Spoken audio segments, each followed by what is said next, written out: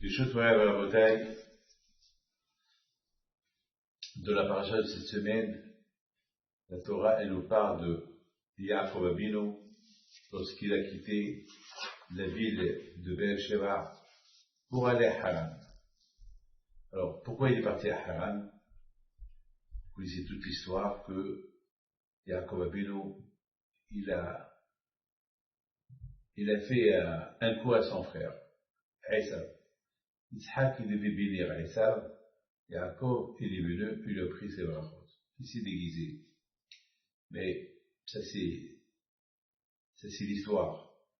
Mais l'histoire, elle n'est pas comme ça vraiment. C'est que Yitzhak Avinu, il devait faire les brachot à Esav, son fils, pour qu'il rentre dans la Teshuvah.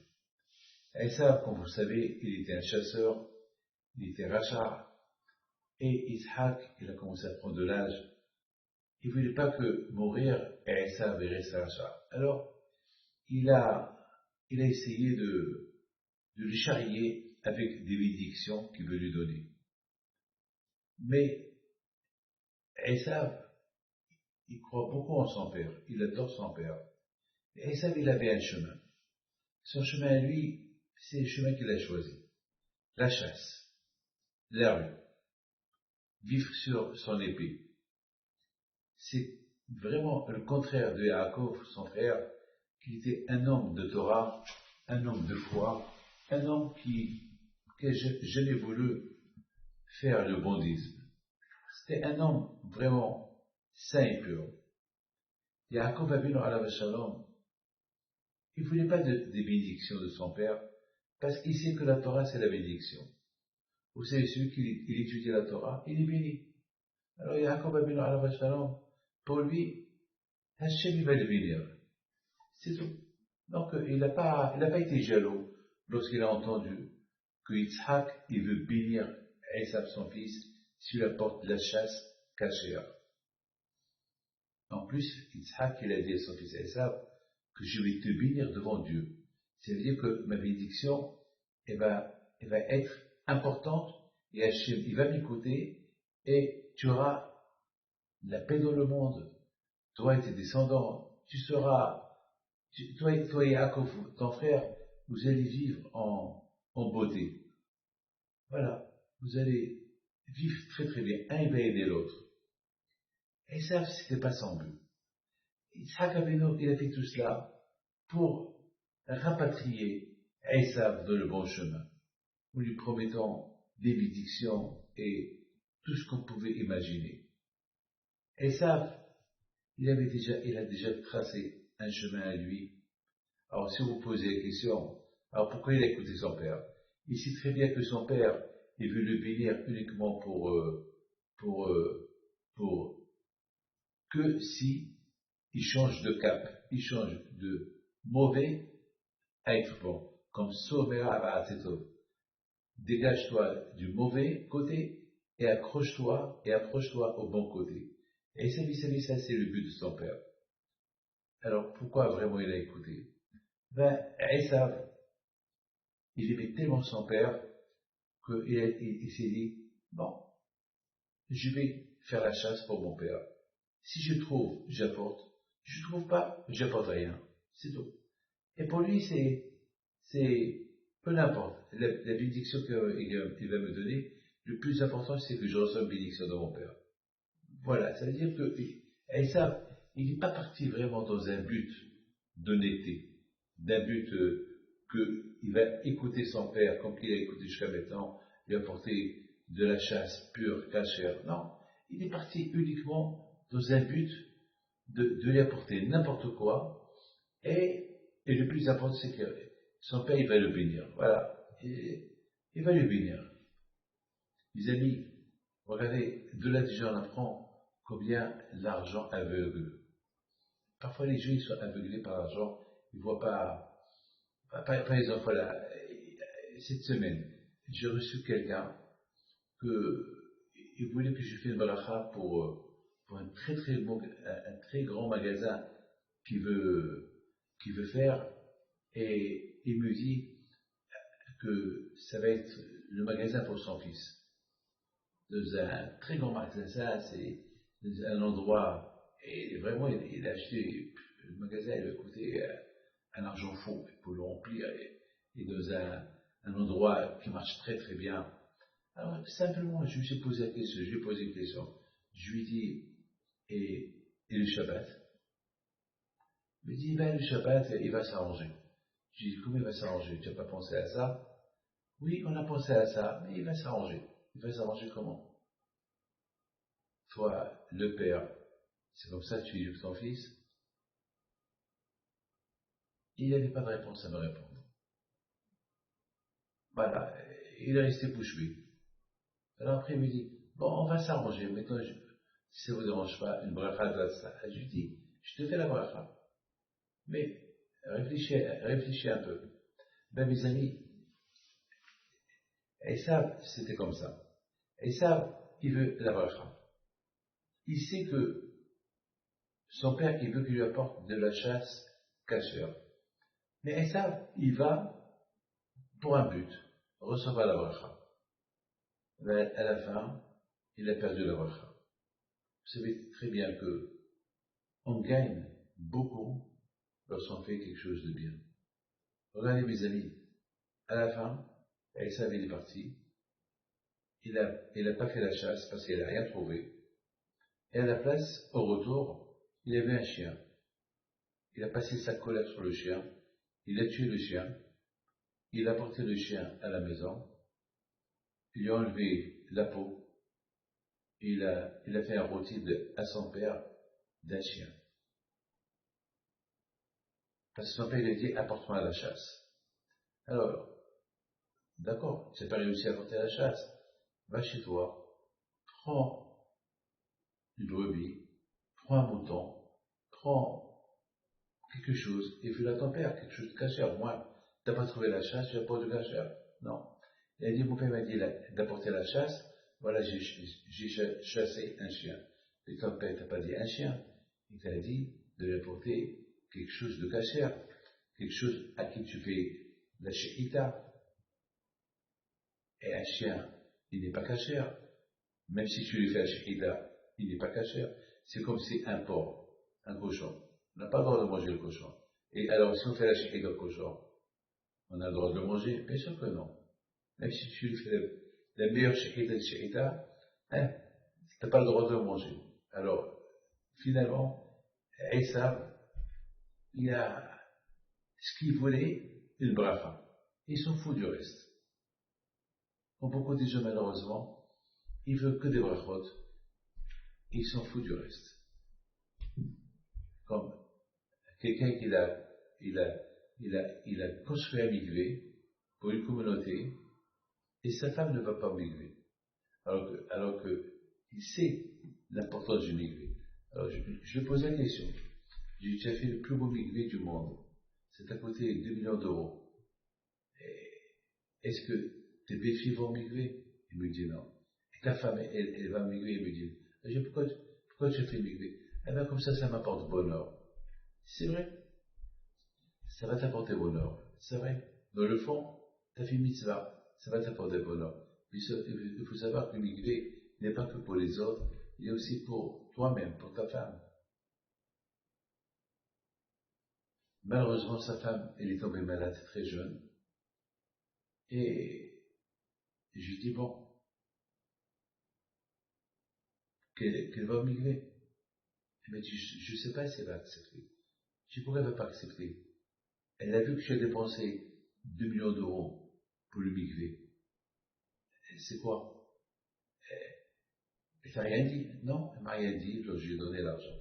Alors, dis-lui qu'elle vient. Pourquoi pas? Dis-lui qu'elle vient. Et bon Hachem, elle a écouté, elle est venue. Et bon Hachem, elle a guéri. Pour vous dire que, est-ce qu'il faut attendre jusqu'à quand on est malade pour aller au migvé? Il faut réfléchir. Et ça, le problème d'Esav, c'est il ne réfléchit pas. Il a vécu une vie, il se contredit lui-même. Vous savez, Une fois, j'étais chez M. Mardochek Nafo à la Vachalom, à la place Nicolas Paquet à Casablanca, et j'étais au balcon, et j'ai vu un juif que je connais en voiture. C'était pendant la fête de Shavuot. J'étais choqué de le voir en voiture, Shabbat et le jour de Shavuot. Ça m'a choqué. J'ai dit, c'est pas vrai, je ne le vois pas. C'est pas lui, c'est pas possible, c'est un monsieur qui est très croyant, qui va à des hiloulotes, et un monsieur bien aisé, et qui fait du bien, et fait beaucoup de hesed, beaucoup de stakot. Et je dis, peut-être je ne vois pas, peut-être je ne vois pas. Et finalement, je l'ai rencontré à Minha à la synagogue, et je lui dis, je vous ai vu, je crois aujourd'hui, à place Nicolas Paquet. Vous savez, il a rougi, il avait honte. Est-ce que vous m'avez vu? Je dis, vas-y, au balcon. Je dis, je vous comprends pas.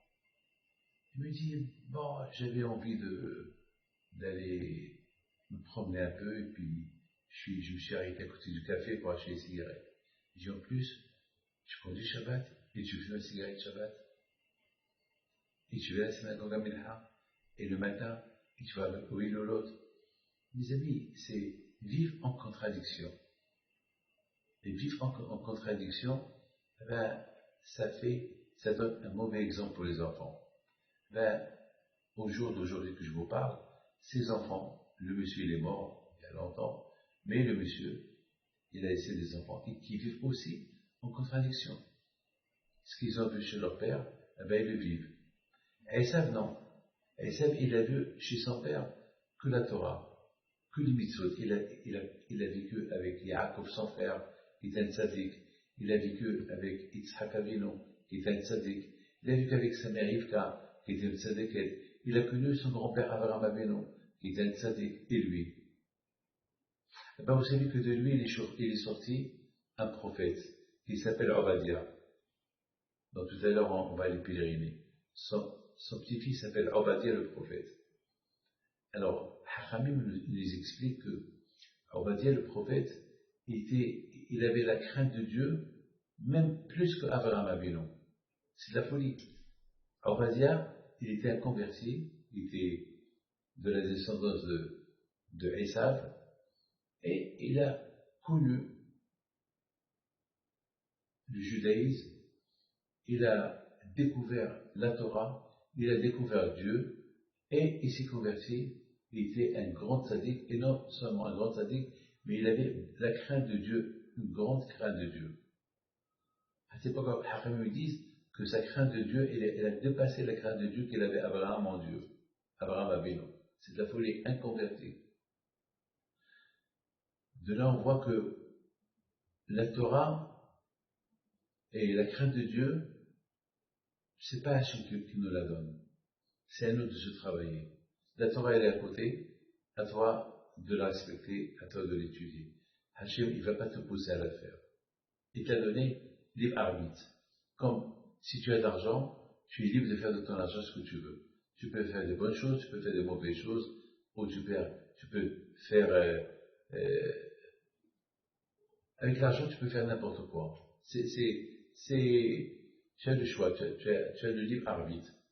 Hachem, il nous a donné la Torah, voilà, le libre arbitre. Tu veux l'étudier, étudie-la. Tu ne veux pas l'étudier, n'étudie pas. C'est vrai, il y a des hauts et des bas dans la vie. Une fois on est religieux, une fois on n'est pas religieux, une fois on monte, une fois on tombe. C'est pas grave. De la même façon que tu montes, tu tombes, après tu peux monter sans tomber. Après tu peux monter sans tomber. Tout dépend de la personne elle-même.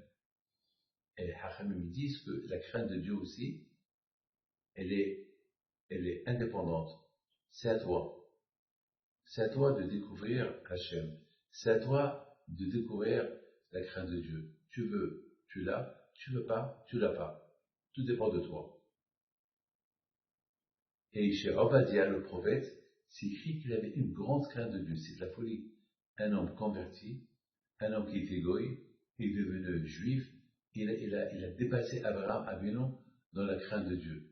Chez Abraham Avinu, c'est écrit, il avait que la crainte de Dieu. Et chez Obadiah, le prophète, c'est écrit, il avait beaucoup de crainte de Dieu. Beaucoup. On ajoute le mot beaucoup, mais autre. C'est la folie. C'est la folie. Il a risqué sa vie à l'époque de Ahab. Ahab, lui, sa femme était anti-rabbin.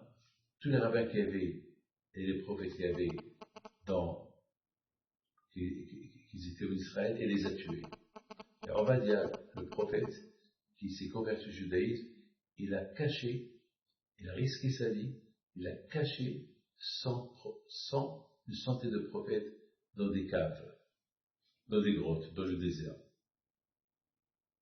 Il a risqué sa vie parce que si Isabelle, la femme le roi Ahab, elle va se rendre compte de ce que Ovadia il a fait, il sera condamné à mort.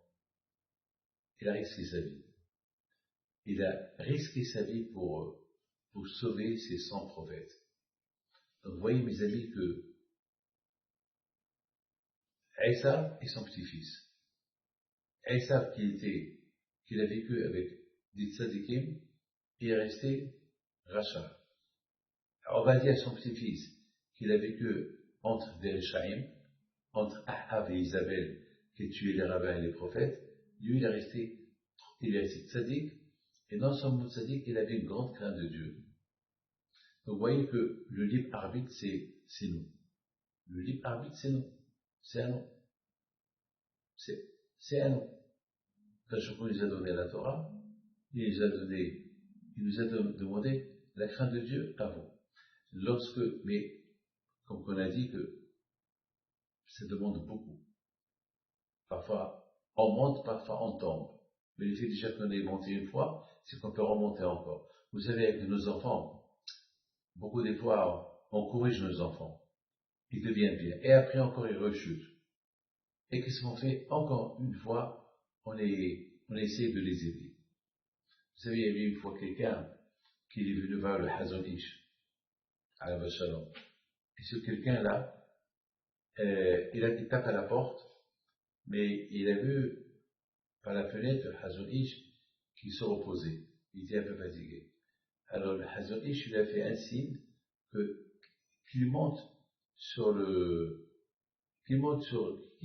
qu'il essaie de grimper la fenêtre et rentrer parce qu'il était très fatigué. Le Hazon Ish ne pouvait pas se lever pour ouvrir la porte. Alors le monsieur, il a essayé partout, il se grimpe, il tombe, il se grimpe, il tombe. À la fin, le Hazon Ish, le pauvre, il n'avait pas le choix. Il s'est levé et il a ouvert la porte. Il a dit, t'as vu ce qui est arrivé? Tu montes et tu descends. Tu montes et tu tombes. C'est ça la vie. Dans la vie, on monte et on descend. On monte et on tombe. Jusqu'à la fin, on monte et on tombe pas. Jusqu'à la fin, on monte et voilà, je suis ouvert la porte.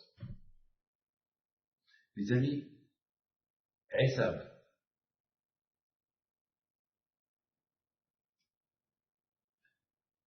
les meilleurs moments de toute sa vie, c'était s'il aurait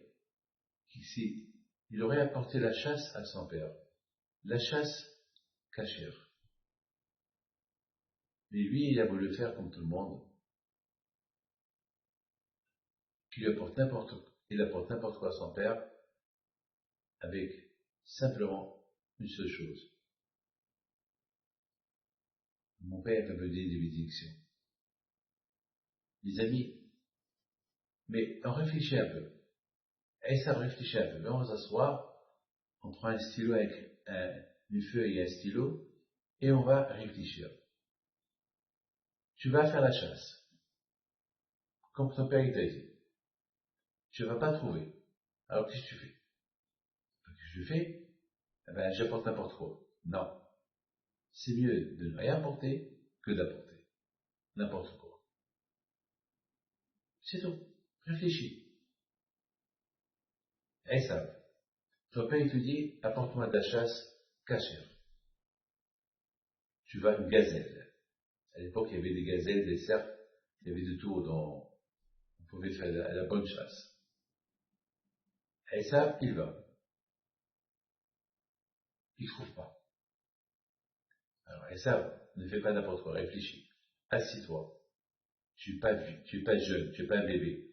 Tu as 60 ans. Peut-être plus même. Alors, réfléchis un peu. Tu n'as pas trouvé la chasse. Et ton père, il veut te faire la meilleure veracha du monde.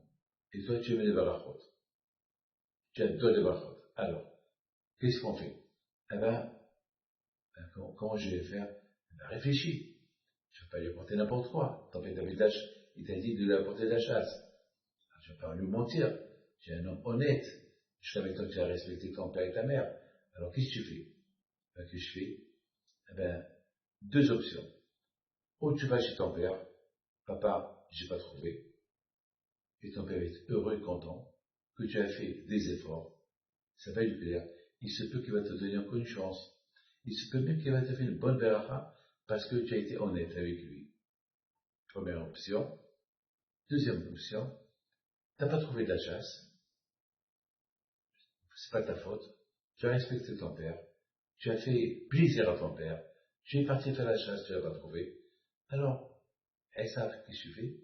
Tu vas chez ta mère, Rivka. Maman, papa il m'a demandé de lui apporter de la chasse, mais je n'ai pas trouvé. Qu'est-ce que je fais? Ah ben, ta mère va te dire, mon fils, qu'est-ce que tu vas faire? Ah ben, on va préparer quelque chose de beau, de bon, pour ton père. Et qu'est-ce qu'elle va avec ta mère? Elle va lui préparer. Il va te donner. Et toi, tu le prends à ton père. Voilà, deux options. Mais Esav, il a choisi la plus mauvaise option du monde. Laquelle? Il est parti faire la chasse. Il n'a pas trouvé la chasse. Qu'est-ce qu'il fait? Il était tellement en colère qu'il voulait absolument les bénédictions de son père. Il a jeté les deux options qu'on a dit tout à l'heure. Il a choisi la mauvaise option, prendre. Il a trouvé un chien, il a couru derrière un chien, et il l'a attrapé, il l'a égorgé, il l'a mis au four, il prépare à son père un chien qui n'est pas cachère. Un chien. Mais réfléchis. Mais ton père, c'est un prophète. Ton père, il va savoir ce que tu as fait. L'argent, il a aveuglé. La bracha, elle a aveuglé. Parce que lui, pour lui, mon père, ce qui l'intéresse, c'est le repas que je vais lui faire. Mais il sait ce que tu as fait. C'est-à-dire qu'Isaac, il a choisi que les mauvaises options. Ça veut dire quoi? Isaac, il est déterminé, il ne veut pas changer.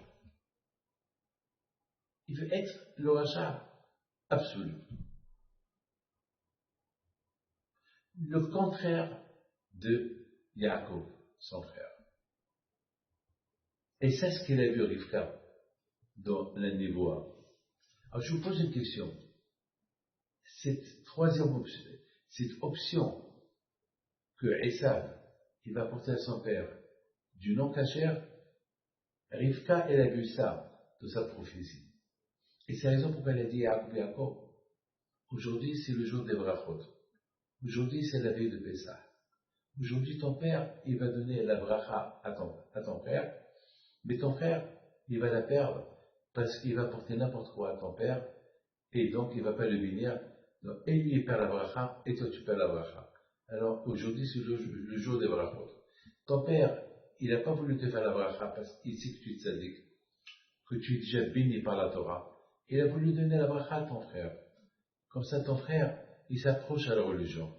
Mais ton frère, malheureusement, il a choisi déjà l'option d'être, de uniquement en profiter des brachot, mais pas de changement vis-à-vis du bon Dieu. Il ne veut pas. Ça l'intéresse pas. Alors toi, tu prends la bracha. Donc, mes amis, c'est ça, en deux mots, l'histoire de Esav et Yaakov. Il ne faut pas mal juger Yitzhak qui n'a pas voulu bénir Yaakov. Parce que Yaakov, c'était un homme de Torah. Et celui qui étudie la Torah, celui qui respecte les mitzvot, il est béni. Vous avez compris? Il est béni.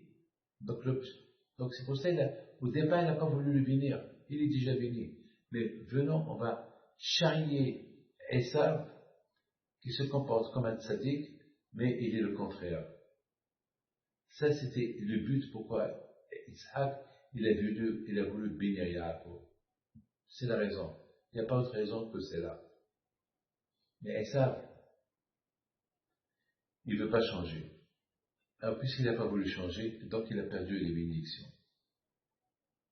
Mais maintenant, mes amis, une fois que Esav, il a vu qu'il a perdu les bénédictions, il a eu des remords. Il a commencé à pleurer. Il a commencé à crier. Il a commencé à crier et il dit à son père, papa, moi aussi je veux une bracha. Il a compris qu'il avait mal au cœur, ce qu'il a fait, ce qui lui est arrivé.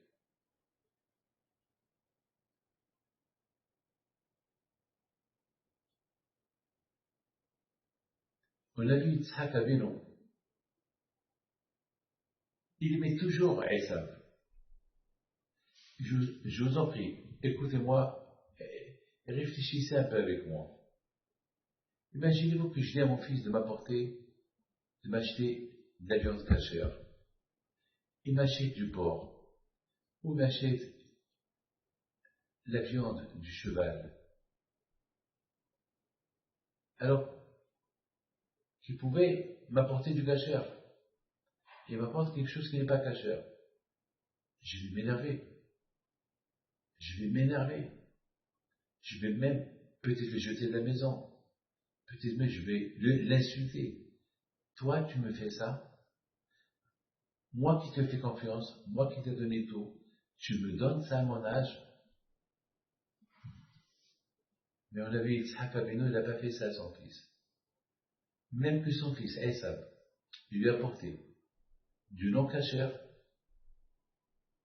il lui a menti, il lui a pas apporté la chasse. Malgré tout, il appelait mon fils. Mon fils, qu'est-ce que je peux faire pour toi? Il lui disait mon fils, mon fils, mon fils. Et à la fin, il l'a béni. Et c'est ça ce qu'on apprend d'un papa, comment il doit agir. Lorsqu'il dit à son fils quelque chose, et son fils, il fait le contraire, il faut qu'il soit cool avec lui. Il ne faut pas qu'il le rejette. Qu'il lui donne encore un espoir. Lorsqu'Yitzhak Avinu l'a vu, que Esav regrette ce qu'il a fait. Il pleure les bénédictions qu'il a perdues.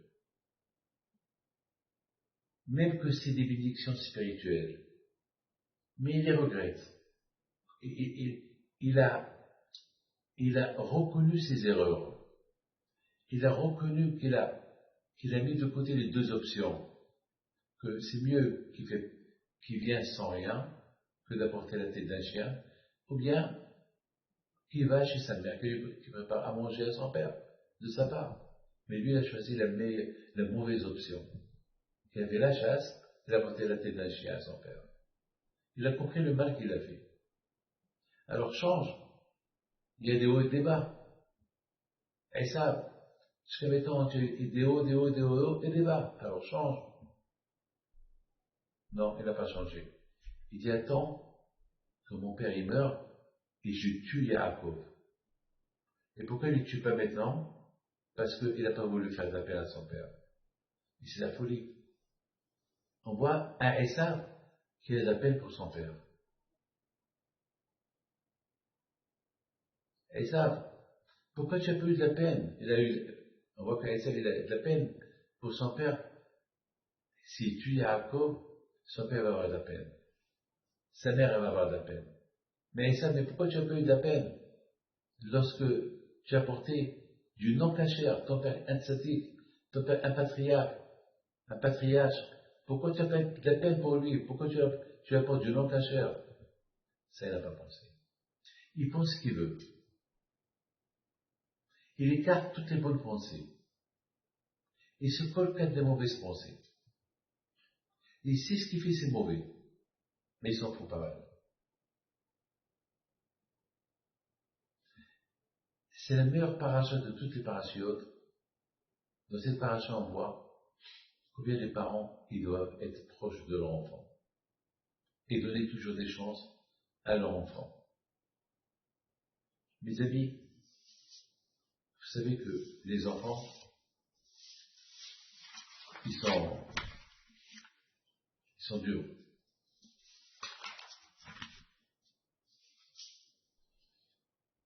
C'est dur de vivre avec des enfants.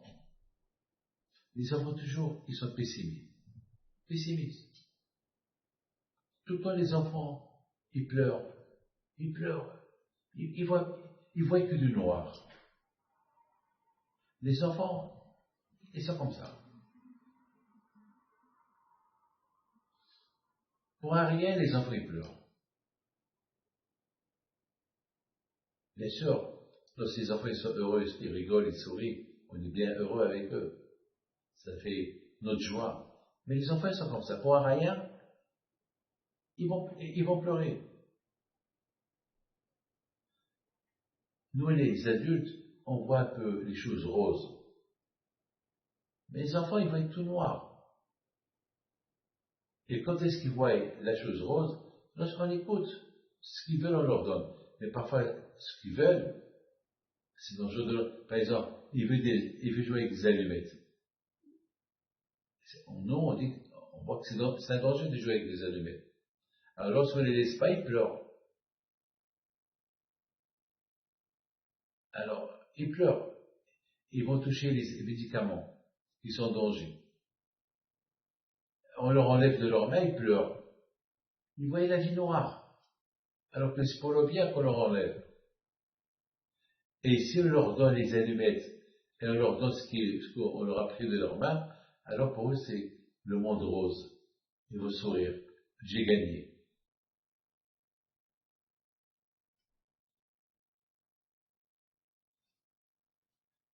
Les amis, Esav, c'était le bébé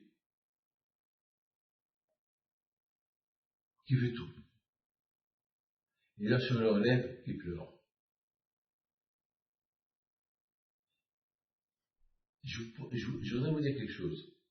Yaakov Avinu alav Shalom, il a vécu avec Esav son frère. Et Esav son frère, il a vécu avec lui. Bon, on a vu, l'un n'a pas appris de l'autre. Alors que les jumeaux, chacun, il fait comme l'autre. Là, chacun fait le contraire de l'autre. Deux mondes différents. Un rose, un noir. Maintenant, voilà, Yaakov, il a pris les bénédictions à la place de Esav. Esav, il a reconnu le mal qu'il a fait. Il pleure. Il veut une bénédiction. Son père au départ, il ne veut pas lui donner. Mais il appelle mon fils. Même que tu as fait du mal, tu es toujours mon fils. Et Esav, il pleure. Je veux la bracha. Et à la fin, Yitzhak, il lui donne une bracha. Alors je vous pose la question. Si Yitzhak, à la fin, tu vas donner une bracha à Esav, pourquoi tu n'as pas donné depuis le départ? Pourquoi, lorsqu'il t'a dit, papa, moi aussi je veux bracha, tu lui as dit, non, je n'ai pas de bracha pour toi. Alors lorsqu'il a pleuré, tu lui as donné la bracha. Mais fais-lui, donne-lui. Tu sais quelle bracha pour lui. D'ailleurs, Esav lui-même, il a dit à son père, papa, quoi, toutes les brachot du monde, tu les as données à Jacob. Il n'y a pas une pour moi, une pour... Il a dit, ah ben, tu veux celle-là pour toi? Ben oui. Elle lui a dit, que le bon Dieu t'aide dans la vie que tu as choisie. Quelle bénédiction! Et c'est quoi la vie que Esav a choisie? Un bandit. Cette chose est restée bandit, alors bonne chance dans ton bandisme. Au lieu que, finalement, Esav n'a rien reçu. Il n'a pas reçu. Qu'est-ce qu'il a reçu? Il a reçu, alors, ce que tu es, le bon Dieu t'aide à ce que tu fais, ce que tu es. Mais c'est pas une bénédiction, c'est une malédiction. Ben justement, Yitzhak Avinu, il a voulu réveiller son fils, Esav.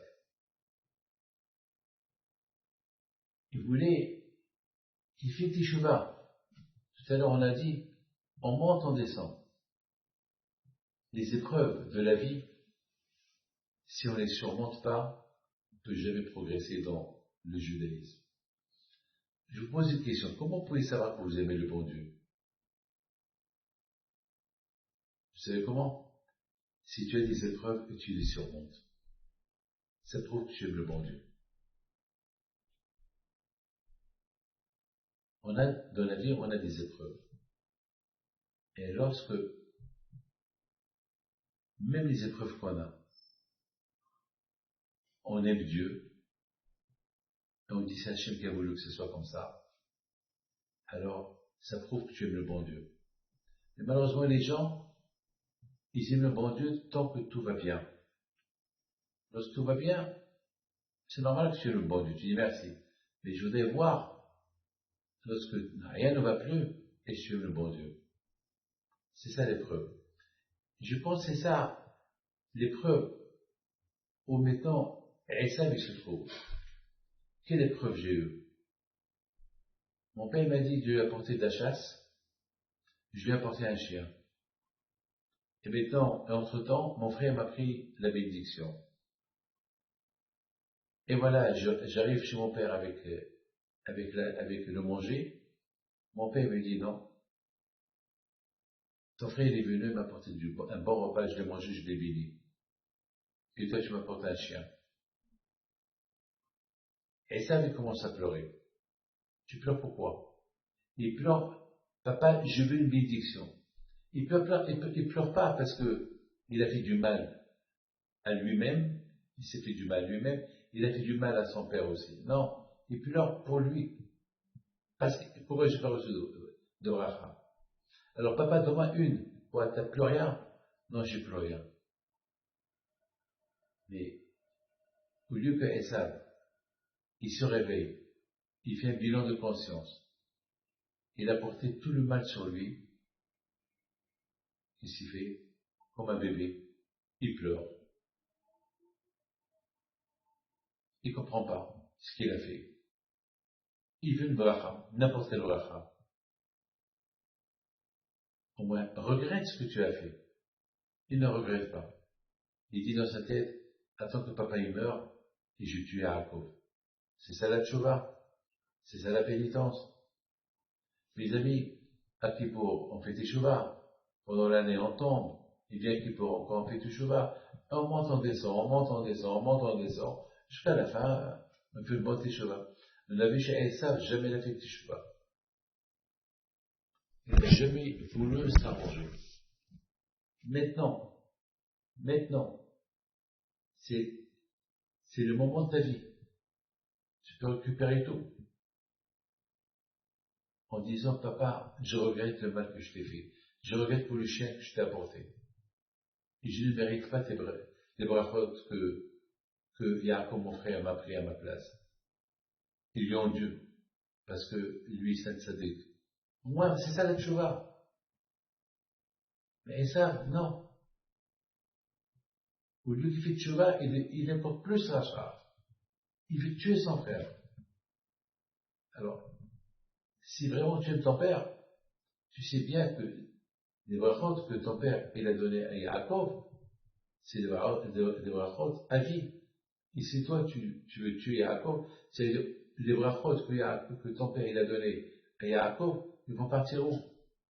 Ça veut dire que tu ne crois pas en Yitzhak, ton père. Si Esav, je répète, si vraiment Esav, il est croyant, il croit dans les brachot de son père, alors comment il pense que les brachot que son père Yitzhak il a donné à Yaakov, ils vont s'accomplir si lui il le tue? Le fait que Yitzhak il est tzaddik, il a béni Yaakov, c'est que ces prières-là, ces bénédictions qu'il a données à Yaakov, ils vont rester éternelles. Alors comment tu penses toi le tuer? C'est que tu ne crois pas en ton père. Parce que si tu crois en ton père, tu ne peux pas penser je vais tuer Yaakov. Parce que si tu tues Yaakov, et les brachot que ton père a donné à Yaakov, ils vont partir où? Dans la tombe. Donc finalement, Esav est resté le même. Il n'a pas changé.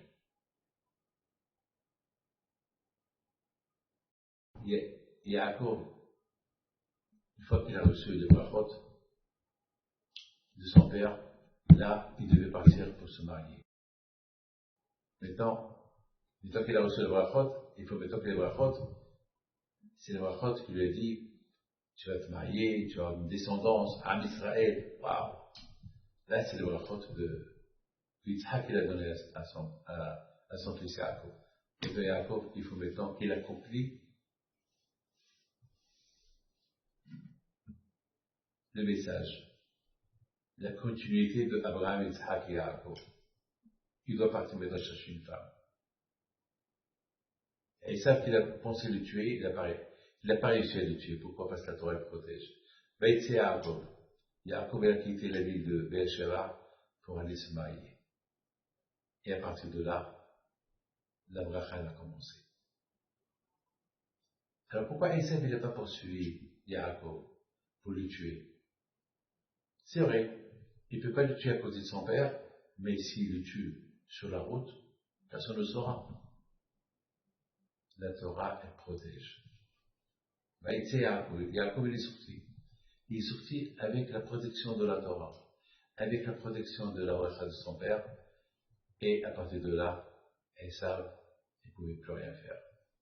Même qu'il a pensé le tuer, même qu'il a voulu le tuer, on a vu qu'il ne pouvait rien faire.